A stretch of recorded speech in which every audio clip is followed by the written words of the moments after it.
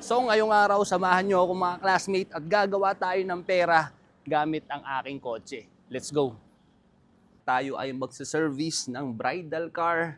Gagamitin natin si Georgie, nasa taas siya sa garahe. So nandyan si Georgie sa taas mga classmate, pero may nakaharang na tricycle eh. Ba't ang tricycle na to? Ba't ganyan siya mag-park man? Buksan natin. Dito ko nilagay si Georgie kasi hindi na siya kasya dun sa garahe sa baba eh. Ayun! Ito siya mga classmate. Ito na. Ito yung kotse ko mga classmate na si Georgie. 1966 Beetle. Napakadumi. Kaya yung una nating errands ngayon is kailangan muna natin siyang ipawash. Para naman presentable sa bridal car, men. Talagang sobrang dumi niya ng mga classmate. Tingnan nyo ha. Oh, pwede na ako mag-tiktok to dito eh. Oh. So, ang lagi kong ginagawa bago ako umandar, i-check ko muna yung engine. Ayan. Kasi baka may leak ng gasolina dito, mag-cause tayo ng mas malaking problema, no? Tapos yung belt, check natin. Yun lang naman, wala tong tubig dahil wala naman tong radiator. So, ito na. Bukan na natin to. One click lang ba? So, mga madalas na ginagawa ko, magtatatlong bomba muna ako sa gasolina. 1, 2, 3, para may pumasok lang sa carb. Then, fire. Wow, wow, wow. One click! Lagi pala ako may dala nito mga classmate. Tinan nyo to. Ayan. Ang laking fire extinguisher, no? For safety purpose, dahil nga yung sinabi ko doon, medyo nakakatakot yun pa nagkalik, madali siyang masunog, wag naman sana. Kaya lagi tayo may dala nito. Hindi lang to para sa atin. In case na mayroon makita tayo sa daanan na nangangailangan ng tulong, gagamitin ko to ng walang hesitation. Tutulong tayo sa kanila siyempre. Labas na natin mga classmate, no? Nang makarwas na natin. At ang call time natin is 2:00. So ngayon is 11:15 na. So meron pa tayong allowance na oras para mag-car wash. Yan. Yung tricycle niyan, dapat talaga wala yan dyan eh. Pasaway. Yawn. So ito na yung sinasabi ko mga classmate. Pag umulan kasi siya, nagkaka-fog to. Ayan no. Pero meron naman siyang technology na lumalabas yung hangin dito sa mga ito, sa mga butas na ito. Magaling din yung pagkakadesenyo ni Ferdinand Porsche dito ha. Teka, nakalimutan ko pala mag-seatbelt no. Mahirap na mahuli. Naku po. Imbis na pumera tayo, napagastos pa tayo malala. Ayan. Yung seatbelt pala na ito mga classmate, no? Para lang siyang pang airplane. Ganyan lang. Papasok mo lang yan. Parang literal na belt lang talaga. Di kayo sasalba talaga eh. Wala rin tong airbag. So talagang sabi nga, die like a real man, bro. So ngayon, magpapakarwash muna tayo. Nakikita ko na yung ating pagkakarwashan. Ito muna tayo magpapakarwash dahil may mga malapit na kainan eh. Ito. Shoutout nga pala sa tropa natin. As chibog muna tayo, nakakagutom eh. Daming tao sa kinakainan natin, man. Yun oh. Dami nilang mga lutong ulam dito. Ulam natin, laing, menudo. Minsan mas masarap talaga kumain sa mga karinderya no, kaysa sa mga fast food. Iba pa rin talaga, iba pa rin. Saka syempre mas budget friendly. Syempre hindi naman tayo ganun kayaman, man. Dito tayo para pumera, hindi gumastos ha. Tapos sa tayong tumibog. Isipin mo 140 lang yung ginastos natin. 2 ulam, 2 rice. Meron pa tayong isang soft drinks. What the? Napakintab na naman yan. Paps, baka mabenta naman yan. Paps, sa sobrang linis ha. Thank you. So, rekta na tayo na ito men sa bridal car. So ngayon pupuntahan na natin si bride. Para pick upin siya doon, then dalhin siya dito sa may, ito yung kakaiba eh, sa yacht club natin siya dadalhin, no? So ikakasal sila sa yate. Oh my gulay! Ang ganda talaga dito sa loob ng Subic Bay. Mataas pa ng mga puno. Pero nasaan dito si bride? Yan. So magpa-photoshoot muna. Ito si bride. Shout out. Tanong ka. Haha. Tawa ng ano. Isa ano ma'am, parang maglilin ka na. So nasundo ko na si Ma'am Rose. Wala nang atrasan to, ma'am. Wala na! Getting married! May Game choice na. ba siya? Wala nang choice, no?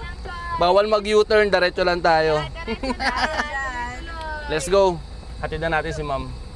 So, nakarating na tayo mga classmate. Nandiyan pa si Ma'am Rose sa loob. Ayan. Pinipicturean pa siya dyan. So, ito yung area. Ang ganda. May mga yate dyan. Isa dyan sa mga yan, sila sasakay din. Doon sila ikakasal sa gitna ng dagat, men. Pakaangas. Basic lang. Boom! What the freak, mga classmate? Tignan nyo to, ang lupit. So, eto si Georgie habang naghihintay tayo. Tignan nyo yun, mga classmate ko. Ay, grabe, meron pala dito yan sa Subic Bay. Nakatago lang. Ay, puntaan natin yan. Gagi, ang ganda, mga classmate. Bikini type. Split window. Ano kayang year model to? Ang ganda. What? Ganda niya. Sobrang solid.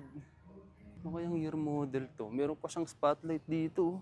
So, estimate ko, dahil round yung kanyang side mirror, bag eye, bikini type, split type yung window, maganda yung bumper, no? Parang kay Georgie. Tapos meron siyang malaking emblem dito ng Volkswagen. Estimate ko, ang year model nito is mga around 1960 to 1965. Mga ganun, mga classmate, no? So sana tama ako, pero agad. Kahit anong model pa yan, magkaganito lang ako, men. Bikini type pa, tapos split window. Sheesh! Talaga. Lagi. Kiniklaim ko na magkakaroon ako nito. Ilang taon na lang. Kakaroon tayo nito, men. Diwala lang. Ngayon talaga yung mga trip ko ng mga sasakyan, mga luma. Makalumang tawa ko eh. Gusto ko mga lumang damit, lumang laruan, lumang sasakyan. Ewan ko, may something kasi sa mga lumang bagay. Parang meron lagi silang storya. So waiting game na tayo. Ayun na sila sa may yate. Tingnan nyo, mga classmates, ha. Ayun na sila, oh. Zoom in natin. Yun! Ayun, nakapwesto na sila doon. Magsisimula na yung event, yung kasal. Tamang waiting lang tayo dito. Pero wala tayong chibog. Nung nakabili ng chibog, men, 2 oras tayo maghihintay, pero at least may pera, no? Kaysa nakatambay lang, tapos wala namang income. Wait. Kaya napabili ako ng lumang Beetle dahil walang kaparehas, no? What's up? Collector din ako ng diecast. Diecast car? Oo. Taga dito ka? Hindi, tiga-Tarlac kami. May mga classmate tayo dito, men. Diecast collector. Shoutout muna kayo. From Tarlac. Galing pa silang Tarlac. Dito pa kami nagkita, no? Sa yatehan. Yatehan, eh, no? Sa mga nakakilala sa akin dati pa, gusto ko, pag nagkaroon ako ng isang bagay, kakaiba, yung tipong walang kaparehas, lalo na sa mga kotse, hindi ako mapakali. Ayoko na may kaparehas ako, kaya pinapalitan ko agad yung mugs, nalagyan ko agad ng mga sticker or kung ano. Gusto ko yung kotse ko may identity, may character. Na tipo ba pag pinark mo siya sa isang lugar na may mga kaparehas na kotse na katulad niya, mag-i-stand out ka. Yung tipong, unang tingin mo pa lang, alam mo na nasa iyo yun, na kotse mo yun, na si Kuya Bryle yun. Yun ang gusto ko. Sa anong binili ko tong kotse na to, alam ko talaga na liability na siya. Yung tipo bang, teka lang, yung tipo bang mapapagastos ako dito, siyempre matanda na siya, di ba? Alam ko talaga na mapapagastos ako dito, pero hindi ko ine-expect. O siguro dahil diskarte ko na lang din, dahil kakaiba siya sa lahat, men, nagugustuhan siya ng ibang tao, nagiging asset siya. Napaparenta ko siya, napapapotoshoot ko siya. Yun siguro yung isang advantage ng diskarte at sinamahan mo pa ng kakaibang personality mo sa buhay, sariling taste mo. Sa akin lang to, ha. Ayun, pinagkakitaan ko yung kotse ko na luma, na 60 years old. Natalo niya pa yung mga modelo naming kotse, no, na puro gastos lang. Eto, minsan lang lumabas pero buhay ka na ng kalahating buwan agad. Shish. So nakabalik na sila. Post nap time na. Ayan. Yan ang isa sa mga trabaho ni Georgie. Picture after ng wedding, and mga tropang photographer. Malalakas pa din.